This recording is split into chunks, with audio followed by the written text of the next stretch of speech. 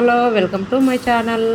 ఈరోజు మన ఛానల్లో జ్యూసీగా ఎంతో టేస్టీగా ఉండే బాదం పూరిని ఎలా తయారు చేసుకోవాలో చూసేద్దాం. దీపావళి కూడా వచ్చేస్తుంది కదండి, పెద్దగా హడావిడి లేకుండా సింపుల్గా ఈ స్వీట్ని తయారు చేసుకోవాలనుకుంటే తప్పకుండా ట్రై చేయండి. మనం హెల్తీగా గోధుమ పిండి బెల్లంతో తయారు చేసుకుంటున్నాం కదా, హెల్తీకి కూడా చాలా మంచిది. ఛానల్ని కొత్తగా చూసే వాళ్ళు సబ్స్క్రైబ్ చేసుకోండి. పక్కనే ఉన్న బెల్ సింబల్ని క్లిక్ చేశారంటే నేను చేసే న్యూ రెసిపీస్ అని నోటిఫికేషన్లో వచ్చేస్తుంది.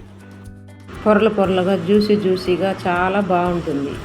చూడండి, పైన క్రిస్పీగా లోపల సాఫ్ట్గా చాలా టేస్ట్గా ఉంటుంది ఈ బాదం పూరి. చూడండి ఎంత బాగా పొరలుగా వచ్చిందో. ఆలస్యం చేయకుండా ప్రాసెస్లోకి వెళ్ళిపోదాం. బాదం పప్పు ముందుగా 2-3 గంటలు నీళ్ళలో నానబెట్టుకోవాలి. దీని మీద ఉన్న తొక్కంతా తీసేయాలి. ఇప్పుడు దీన్ని మిక్సీ పట్టుకోవాలి. దీంట్లోకి నీళ్ళైనా వేసుకోవచ్చు, పాలైనా వేసుకోవచ్చు. నేను కొంచెం పాలు వేసుకుంటున్నాను. పాలు వేసుకొని బాగా మెత్తగా మిక్సీ పట్టుకోవాలి. 0% మైదా, 100% ఆటా. ఆశీర్వాద్తో ఈరోజు మనం ఈ రెసిపీ చేసుకోబోతున్నాం. మైదా పిండితో రెసిపీ అంటే చాలామంది ఇష్టపడరు కదా, మనం ఈరోజు గోధుమ పిండితోనే ఈ రెసిపీ చేసుకోబోతున్నాం. 1/4 కేజీ పిండి వరకు వేసుకుంటున్నాము. ఇందులోకి కొంచెం కుకింగ్ సోడా వేసుకోవాలి. ఏ స్వీట్లోకైనా చిటికెడు సాల్ట్ వేసుకుంటే బాగుంటుంది. చిటికెడు వేసుకుంటున్నాను. ఇలా అంతా బాగా కలుపుకోవాలి. ఇందులోకి ఇప్పుడు 1 స్పూన్ నెయ్యి వేసుకుంటున్నాను. మీరు నెయ్యికి బదులు ఆయిల్ అయినా వేసుకోవచ్చు, కానీ నెయ్యి వేసుకోవడం వల్ల చాలా టేస్ట్గా ఉంటుంది ఈ స్వీట్ రెసిపీ. చూడండి, మొత్తం బాగా ఇలా కలుపుకోవాలి. నెయ్యితో. నెయ్యి వేసుకున్నాక చూడండి ఇలా బాగా వచ్చేస్తుంది. బాదం మిక్సీ పట్టి పెట్టుకున్నాముగా, దీన్ని ఇప్పుడు ఈ పిండిలోకి వేసేసుకోవాలి. బాగా కలుపుకోవాలి. ఈ మిక్సీ గిన్నెలో ఇంకొంచెం పాలు పోసుకొని ఇదంతా కలుపుకున్నాను. ఇది కూడా ఇందులోకి వేసేసుకుంటున్నాను. అంతే, ఇలా కలిపి పెట్టుకోవాలి. ఇప్పుడు దీంట్లో కొంచెం ఆయిల్ వేసుకోవాలి. కొంచెం ఆయిల్ వేసుకొని ఇలా పిండి అంతా అప్లై చేసి పెట్టేసేయాలి. ఒక 1/2 అవర్ ఇలాగే పెట్టేసేయాలి. ఇప్పుడు ఇందులోకి పాకం పట్టుకునేదానికి బెల్లంతో చేసుకుంటున్నాము. బెల్లం 1 కప్పు వేసుకుంటున్నాము. నీళ్ళు ఒక 1/2 గ్లాసుకు తక్కువ వేసుకోవాలి. ఇంకొక 1/2 కప్పు బెల్లం వేసుకుంటున్నాను, సరిపోదేమో అని. ఇంకా కొంచెం నీళ్ళు కూడా వేసుకుందాం. చూడండి, ఇలా బెల్లం అంతా బాగా కరిగేదాకా పాకం ఉడకబెట్టుకోవాలి. ఇలా బెల్లం అంతా బాగా కరిగినాక వడగట్టుకోవాలి. దీంట్లో ఏమైనా చెత్త అది ఉంటే పోతుంది. చూడండి ఇలా బాగా పాకం ఇలా రావాలి. చూడండి, లైట్ తీగ పాకం ఇలా వస్తే సరిపోతుంది, ఇంకేం అవసరం లేదు ఎక్కువ. ఇప్పుడు దీనిలోకి నిమ్మరసం పిండేయాలి, అప్పుడు చిక్కబడకుండా ఉంటుంది. యాలక్కాయలు 2-3 యాలక్కాయలు మెత్తగా దంచుకొని వేసుకోవాలి. దీన్ని ఇప్పుడు పక్కన పెట్టేద్దాం. చూడండి, ఇలా మూత పెట్టి 1/2 అవర్ వదిలేయాలి.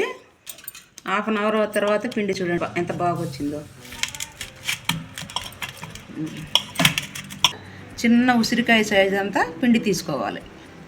ఇంత ఇలా. ఇప్పుడు దీన్ని చిన్న సైజు పూరిలాగా చేసుకోవాలి. దీనికి పిండి అంతా ఏం వేయని అవసరం లేదు. మనం నెయ్యి వేసుకున్నాం కదా పిండిలో, అందువల్ల పీటకు కానీ చపాతీ కట్టకు కానీ ఏం కరుచుకోదు. చూడండి, ఇలా చిన్న సైజు పూరిలాగా చేసుకోవాలి. ఇప్పుడు దీనికి కొంచెం నెయ్యి అప్లై చేసుకోవాలి. ఇలా. ఇప్పుడు దీన్ని ఇలా మడుచుకోవాలి. చూడండి, దీనిపైన కూడా కొంచెం నెయ్యి. చూడండి, కొంచెం చాలు, ఎక్కువ అవసరం లేదు. కొంచెం నెయ్యి అప్లై చేసుకొని దీన్ని ఇలా మడుచుకోవాలి. మడుచుకున్నాక ఇలా ఒకసారి ఇలా అనుకోవాలి. చూడండి, అంతే.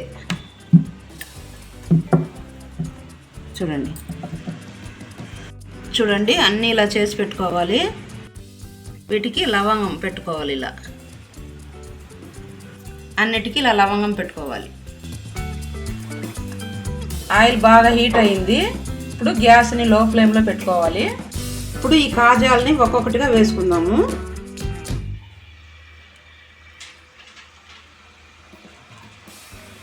ఎన్ని పడుతుందో అన్నీ వేసుకోండి చిన్నగా. గ్యాస్ మట్టుకు లో ఫ్లేమ్లోనే ఉండాలి.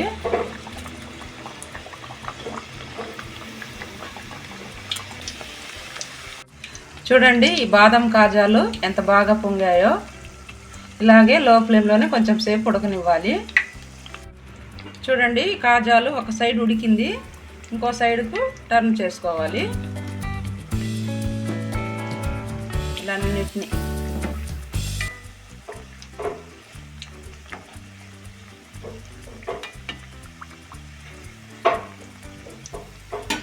చూడండి బ్రౌన్ కలర్లోకి వచ్చింది. ఇలా ఫ్రై చేసుకుంటే సరిపోతుంది. ఇప్పుడు తీసుకొని మనం బెల్లం పాకంలోకి వేసేసుకుందాం.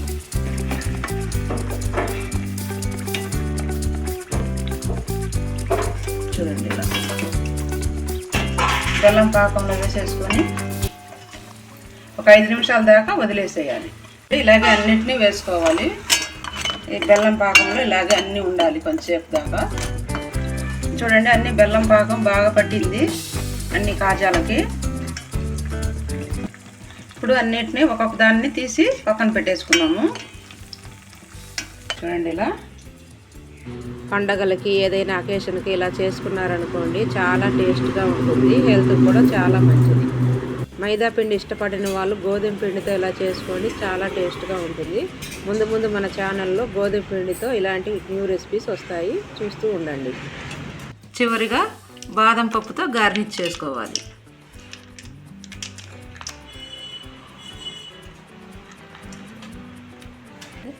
టేస్టీ అయిన బాదం కాజా రెడీ. అయితే మీకు ఈ బాదం కాజా నచ్చిందా? నచ్చితే కంపల్సరీగా ఇంట్లో ట్రై చేస్తారు కదూ.